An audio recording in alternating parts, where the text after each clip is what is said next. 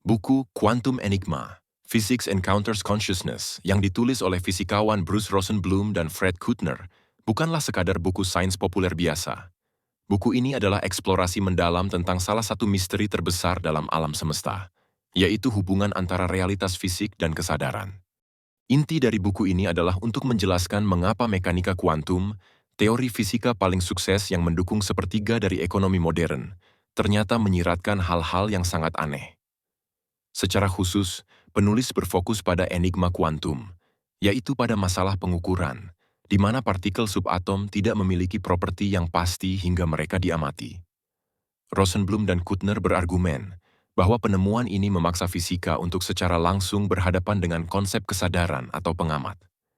Jika realitas fisik tampak dibentuk oleh tindakan pengamatan, maka itu berarti kesadaran mungkin memainkan peran yang jauh lebih mendasar dalam kosmos daripada yang selama ini diasumsikan oleh ilmu pengetahuan klasik. Buku ini menyajikan semua fakta eksperimental kuantum yang tak terbantahkan dalam bahasa yang non-teknis dan mudah dicerna, lengkap dengan kisah-kisah dan anekdot tentang para perintis teori kuantum. Meskipun penjelasan dasar kuantumnya diterima luas, buku ini sangat kontroversial di kalangan komunitas fisikawan. Para penulis sendiri secara gamblang mengakui bahwa mereka sedang membuka anomali tersembunyi dalam dunia fisika. Kontroversi utamanya terletak pada interpretasi yang diangkat, yaitu mengenai keterlibatan kesadaran. Mayoritas fisikawan modern berpendapat bahwa pengamat dalam fisika kuantum hanyalah perangkat rekaman atau interaksi fisik, dan tidak ada bukti ilmiah bahwa harus ada pikiran sadar yang terlibat untuk menciptakan realitas yang pasti. Mereka khawatir bahwa penekanan pada kesadaran membuka pintu bagi spekulasi mistis dan pseudosains. Kemudian mengenai batasan sains. Para pengkritik menuduh bahwa buku ini melangkah terlalu jauh ke dalam ranah metafisika daripada berpegang teguh pada fisika yang dapat diuji. Namun, Rosenblum dan Kuttner membela diri dengan menyatakan bahwa masalah pengukuran adalah sebuah enigma nyata yang tidak dapat diselesaikan oleh fisika tanpa berhadapan dengan konsep pengamat atau kesadaran. Tujuan mereka adalah untuk merangsang spekulasi yang disiplin dan mendidik masyarakat, bahwa misteri ini eksis dan membawa implikasi filosofis yang mendalam tentang kehendak bebas dan tempat kita di alam semesta.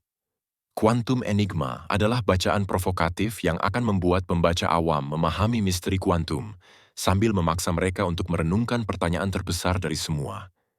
Apa sebenarnya realitas? Dalam pengantar edisi keduanya, Bruce Rosenblum dan Fred Kuttner menegaskan kembali betapa luar biasanya keberhasilan mekanika kuantum. Mereka menulis bahwa tidak ada satupun prediksi dari teori ini yang pernah terbukti salah, dan bahkan sepertiga perekonomian modern bergantung pada produk-produk yang dibangun berdasarkan prinsip-prinsipnya. Namun, di balik keberhasilan ilmiah itu, mereka melihat adanya sebuah teka-teki mendalam. Mekanika kuantum menunjukkan bahwa kenyataan fisik, entah bagaimana, terbentuk melalui proses pengamatan. Lebih dari itu, teori ini mengungkap adanya fenomena yang oleh Einstein disebut sebagai aksi menyeramkan dari kejauhan, yakni pengaruh instan antara dua peristiwa yang berjauhan tanpa adanya gaya fisik yang terlibat. Dari sudut pandang manusia, mekanika kuantum, tulis mereka, mempertemukan fisika dengan kesadaran. Rosenblum dan Kuttner menjelaskan bahwa buku mereka berfokus pada fakta-fakta eksperimental serta penjelasan resmi dari teori kuantum itu sendiri. Mereka juga meninjau berbagai interpretasi yang masih diperdebatkan hingga kini, terutama mengenai bagaimana masing-masing interpretasi berhubungan dengan kesadaran manusia. Menurut keduanya, teka-teki kuantum ini dapat dieksplorasi secara mendalam tanpa perlu menggunakan bahasa yang terlalu teknis. Misteri yang dikenal para fisikawan sebagai masalah pengukuran kuantum, bahkan muncul sejak percobaan kuantum paling sederhana. Dalam beberapa tahun terakhir, penelitian tentang dasar-dasar dan misteri mekanika kuantum berkembang pesat. Fenomena kuantum kini semakin terlihat dalam berbagai bidang, mulai dari rekayasa komputer, biologi, hingga kosmologi. Karena itu, edisi kedua ini mencakup berbagai kemajuan terbaru, baik dalam hal pemahaman teoretis maupun penerapan praktisnya. Pengalaman mereka menggunakan buku ini dalam kelas besar maupun seminar kecil membantu menyempurnakan cara penyajian. Umpan balik dari pembaca, pengajar lain, dan peninjau juga berperan besar dalam proses perbaikan tersebut. Dalam bagian ini, Bruce Rosenblum dan Fred Kuttner mengenang bagaimana minat mereka terhadap misteri mekanika kuantum tumbuh dari pertemuan pribadi dan perjalanan akademis masing-masing. Rosenblum menceritakan pengalaman tak terlupakannya saat bertemu langsung dengan Albert Einstein di Princeton pada 1950-an. Einstein, yang dikenal kritis terhadap teori kuantum, menolak gagasan bahwa kenyataan fisik bisa bergantung pada pengamatan manusia, dan mencemooh ide itu sebagai aksi menyeramkan dari kejauhan. Namun, sebagai mahasiswa muda, Rosenblum belum memahami kegelisahan Einstein terhadap makna terdalam teori tersebut. Ia hanya belajar bagaimana menggunakannya secara teknis, bukan menafsirkan implikasi filosofisnya. Bertahun-tahun kemudian, setelah menjadi dosen di University of California, Santa Cruz, Rosenblum mulai tertarik kembali pada misteri kuantum dan hubungan antara fisika dan kesadaran. Fred Kuttner pun menempuh perjalanan serupa. Ia awalnya terpesona oleh keindahan matematis persamaan Schrödinger, namun bingung dengan konsep superposisi, bahwa satu atom bisa berada dalam beberapa keadaan sekaligus. Seperti banyak fisikawan lainnya, ia mahir menggunakan teori kuantum tetapi belum menyelami maknanya. Baru ketika keduanya mulai meneliti wilayah di mana fisika bersinggungan dengan filsafat spekulatif, mereka benar-benar menyadari kedalaman misteri yang dulu membuat Einstein gelisah. Misteri tentang hubungan antara kenyataan fisik, pengamatan, dan kesadaran manusia.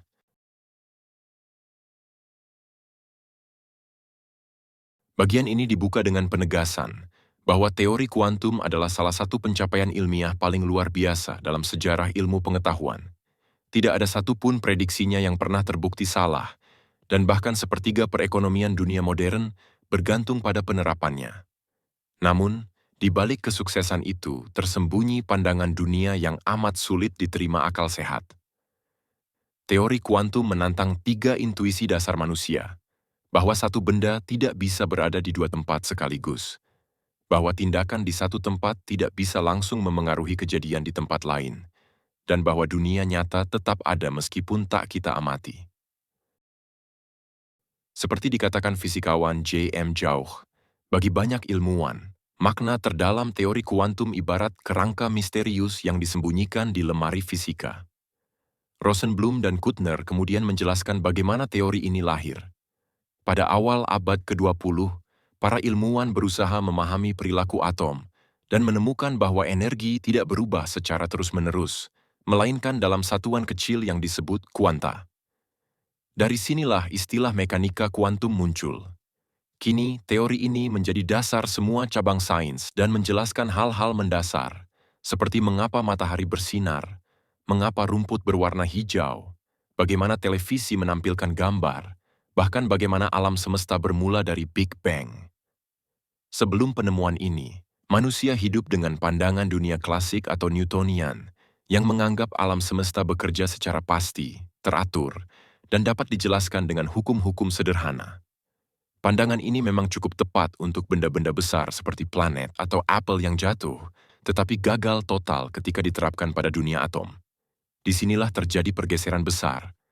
Apa yang dulu dianggap sebagai akal sehat, ternyata hanyalah pendekatan kasar terhadap kenyataan, bukan kebenaran yang sesungguhnya. Perubahan ini memiliki dampak filosofis yang dalam. Dulu, orang masih bisa menolak spekulasi metafisik dan bertahan dengan keyakinan bahwa realitas fisik benar-benar ada di luar sana, terlepas dari apakah kita mengamatinya atau tidak. Tapi mekanika kuantum menggugurkan pilihan itu. Eksperimen menunjukkan bahwa pengamatan manusia dapat memengaruhi apa yang sebenarnya terjadi di alam, bahwa kenyataan mungkin baru menjadi nyata saat diamati. Dalam hal ini, mekanika kuantum melampaui batas sains biasa dan menyentuh hakikat kesadaran manusia. Berbeda dengan gagasan Kopernikus atau Darwin, yang mengubah cara kita memahami masa lalu dan posisi kita di alam semesta, teori kuantum berbicara tentang kini dan di sini, tentang hubungan langsung antara manusia dan realitas yang sedang ia saksikan. Namun, mungkin justru karena keanehannya itulah teori kuantum belum menimbulkan revolusi sosial atau intelektual sebesar teori-teori sebelumnya.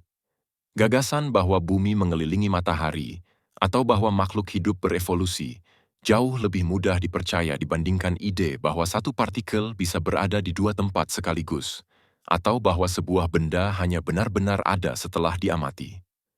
Tapi begitulah kenyataannya. Teori kuantum membuktikan bahwa dua benda berjauhan dapat saling memengaruhi seketika tanpa gaya fisik apapun, sesuatu yang dulu ditolak Einstein, dan ia sebut sebagai aksi menyeramkan dari kejauhan. Kini, fenomena itu terbukti nyata. Lebih jauh lagi, teori kuantum juga menyatakan bahwa sebuah objek dapat berada di dua keadaan sekaligus. Kisah kucing Schrödinger menggambarkan hal ini. Seekor kucing dalam kotak bisa dianggap hidup dan mati pada saat yang sama, hingga seseorang membukanya dan melakukan pengamatan. Hasil pengamatan itu bukan hanya menentukan nasib kucing, tetapi bahkan menciptakan sejarahnya ke masa lalu, apakah tubuhnya membusuk atau perutnya lapar. Begitulah anehnya logika kuantum. Untuk memahami keanehan ini, perlu diingat bahwa dalam dunia kuantum, sesuatu tidak memiliki keadaan pasti sebelum diamati. Sebelum kotak dibuka, partikel yang mengendalikan nasib kucing berada dalam keadaan superposisi, artinya, ia meluruh dan tidak meluruh secara bersamaan. Karena nasib kucing bergantung pada partikel itu, maka kucing pun ikut berada dalam dua keadaan sekaligus, hidup dan mati. Baru ketika seseorang membuka kotak dan melihat ke dalam, keadaan ganda itu runtuh menjadi salah satu kenyataan, kucing hidup atau kucing mati. Yang membuat konsep ini semakin mencengangkan adalah implikasinya terhadap waktu. Begitu seseorang mengamati hasilnya, bukan hanya masa kini yang ditentukan, tetapi juga masa lalunya seolah dibentuk ulang agar konsisten dengan hasil pengamatan tersebut. Jika kucing ditemukan hidup, maka sejarah yang tercipta adalah bahwa partikel belum meluruh, racun belum dilepaskan, dan kucing memang selalu hidup. Jika kucing ditemukan mati, sejarah yang terbentuk adalah sebaliknya.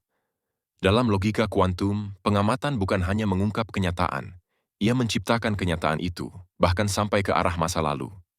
Penjelasan ini menunjukkan betapa teori kuantum tidak hanya mengguncang pandangan kita tentang ruang dan materi, tetapi juga tentang waktu dan sebab akibat. Ia menantang akal sehat manusia, karena kenyataan dalam dunia kuantum ternyata tidak sepenuhnya ada sebelum diamati. Rosenblum dan Kuttner menutup bagian ini dengan refleksi yang bijak. Misteri ini telah membingungkan para fisikawan selama lebih dari 80 tahun, dan mungkin kemampuan ilmuwan justru tidak menjamin pemahaman terhadap misteri ini. Mereka mengusulkan agar persoalan ini dihadapi dengan kerendahan hati, dan membuka kemungkinan bahwa pemahaman baru mungkin datang dari luar dunia fisika itu sendiri. Seperti dalam dongeng klasik, mungkin seseorang yang belum terbebani oleh kebiasaan berpikir ilmiahlah yang akan berani berkata bahwa sang kaisar sebenarnya telanjang. Bagian ini menjelaskan bagaimana buku Quantum Enigma lahir dari sebuah mata kuliah fisika untuk mahasiswa seni liberal, yang pada minggu-minggu terakhirnya membahas misteri mekanika kuantum. Ketika Bruce pertama kali mengusulkan mata kuliah itu, salah satu rekan dosennya menentang, dengan peringatan keras bahwa mengajarkan hal seperti ini kepada non-ilmuwan, sama saja seperti memberi pistol yang terisi peluru kepada anak-anak. Kekhawatiran itu masuk akal. Menghubungkan sains keras seperti fisika dengan misteri kesadaran, bisa disalahpahami dan dimanfaatkan oleh penganut pseudosains. Namun Bruce menjawab, terlebih dahulu mereka akan mengajarkan cara aman menggunakan pistol, yakni dengan menekankan pentingnya metode ilmiah. Akhirnya kursus itu disetujui, dan kini Fred yang mengajarnya. Mata kuliah tersebut bahkan menjadi yang paling populer di departemen mereka. Rosenblum dan Kuttner menegaskan sejak awal bahwa perjumpaan antara fisika dan kesadaran yang mereka bahas tidak berarti kendali pikiran atau gagasan bahwa pikiran dapat langsung mengubah realitas fisik. Pertanyaannya justru, apakah hasil-hasil eksperimen kuantum yang tak terbantahkan itu benar-benar menunjukkan peran misterius kesadaran dalam dunia fisik? Pertanyaan inilah yang memicu perdebatan panjang di batas antara fisika dan filsafat. Mereka menegaskan bahwa buku ini bersifat kontroversial bukan karena menggugat fakta-fakta ilmiah, melainkan karena membahas makna yang tersembunyi di baliknya, yaitu tentang apa yang teori kuantum katakan tentang realitas itu sendiri. Bagi banyak fisikawan, persoalan ini dianggap terlalu tak fisikal untuk dibicarakan karena menyentuh wilayah kesadaran manusia. Sejarah mencatat, pada tahun 1950-an, seorang dosen muda bisa kehilangan karir, hanya karena menunjukkan minat terhadap implikasi aneh teori kuantum. Kini, keadaan mulai berubah. Penelitian tentang dasar-dasar mekanika kuantum semakin berkembang, dan bahkan merambah ke psikologi, filsafat, dan rekayasa komputer. Meski demikian, sebagian fisikawan tetap menolak bahwa ada masalah dalam teori ini. Bagi mereka, karena teori kuantum bekerja sempurna dalam praktik, tidak ada yang perlu dipersoalkan. Sayangnya, sikap ini justru membuka ruang bagi pseudosains untuk memanfaatkan ketertarikan publik terhadap misteri kuantum. Seperti dalam film What the Bleep, yang menurut penulis malah menyederhanakan dan memutarbalikkan makna sejati misteri kuantum. Padahal, misteri yang sebenarnya jauh lebih aneh sekaligus lebih dalam. Suasana perdebatan ini tergambar jelas dalam sebuah konferensi fisika besar yang dihadiri ratusan ilmuwan, termasuk Rosenblum dan Kuttner. Setelah salah satu pemakalah menyebut bahwa teori kuantum memiliki masalah mendasar, kemudian peserta lain membantah keras. Seorang ketiga menengahi dengan bercanda. Kita ini masih terlalu muda. Tunggu saja tahun 2200-an, ketika mekanika kuantum diajarkan di taman kanak-kanak. Yang keempat menyimpulkan, dunia ini tidak sereal yang kita kira. Menariknya, 3 dari mereka adalah peraih Nobel Fisika, dan yang keempat kandidat kuat untuk itu. Rosenblum dan Kuttner menutup bagian ini dengan perumpamaan yang tajam. Sepasang suami istri datang ke konseling. Kemudian sang istri berkata kepada suaminya, "Apakah ada masalah dengan pernikahan kita?"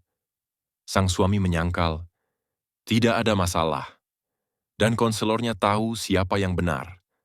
Begitulah posisi mereka, menyadari bahwa meskipun banyak fisikawan menolak mengakuinya, fisika memang punya masalah dalam pernikahannya dengan realitas dan kesadaran.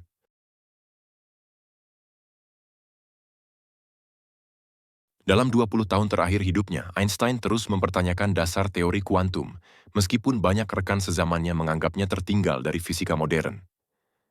Memang, ia keliru ketika menolak kenyataan dari apa yang ia sebut tindakan seram dari kejauhan.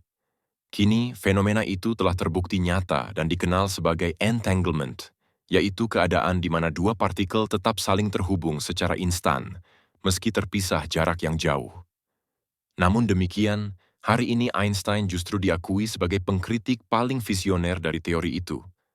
Peringatannya bahwa keanehan teori kuantum tidak boleh diabaikan terbukti benar, terlihat dari banyaknya tafsir liar yang kini berusaha menjelaskan maknanya. Rosenblum dan Kuttner menjelaskan bahwa ada banyak interpretasi yang bersaing dalam menjelaskan apa sebenarnya yang dikatakan mekanika kuantum tentang dunia fisik, dan mungkin juga tentang diri kita sendiri. Setiap tafsir dikembangkan dengan perhitungan matematis yang serius, namun hasilnya beragam. Ada yang menekankan bahwa pengamatan menciptakan realitas fisik. Ada yang berbicara tentang keberadaan banyak dunia paralel. Ada yang menyoroti keterhubungan universal. Bahkan ada yang menyebut masa depan dapat memengaruhi masa lalu, atau bahwa ada realitas di balik realitas fisik, hingga menantang konsep kehendak bebas. Di batas wilayah tempat fisika tak lagi memiliki kesepakatan mutlak, makna teori kuantum memang menjadi kontroversial. Sebagian besar tafsir mencoba menjelaskan cara mengabaikan peran kesadaran dalam praktik, namun ketika menyelami fondasi teori itu, hampir semua fisikawan modern akhirnya mengakui adanya misteri yang tak bisa dilepaskan dari kesadaran. Masalahnya, kesadaran adalah pengalaman paling dekat dan paling nyata bagi manusia, tetapi secara ilmiah, belum ada definisi yang jelas. Ia adalah sesuatu yang tidak bisa dijelaskan sepenuhnya oleh fisika, namun juga tidak bisa dihindari olehnya. Peraih Nobel Fisika, Frank Wilczek pernah berkata bahwa tulisan-tulisan yang mencoba menjelaskan makna teori kuantum memang terkenal rumit dan penuh perdebatan. Menurutnya, keadaan ini tidak akan berubah sampai ada seseorang yang mampu membangun model tentang pengamat di dalam kerangka teori kuantum itu sendiri, yaitu sebuah cara ilmiah untuk menjelaskan bagaimana kesadaran bekerja dan bagaimana ia bisa memengaruhi apa yang diamati.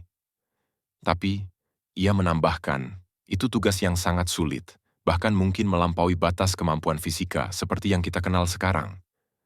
Rosenblum dan Kuttner kemudian menutup bagian ini, bahwa mereka tidak bermaksud memberikan jawaban akhir atas misteri kuantum, tetapi hanya menyajikan fakta-fakta yang tak terbantahkan dan menunjukkan enigma yang menantang pemahaman kita. Menariknya, meskipun isu ini sangat kontroversial, siapapun, bahkan tanpa latar belakang fisika, dapat memahaminya dan merenungkannya sendiri.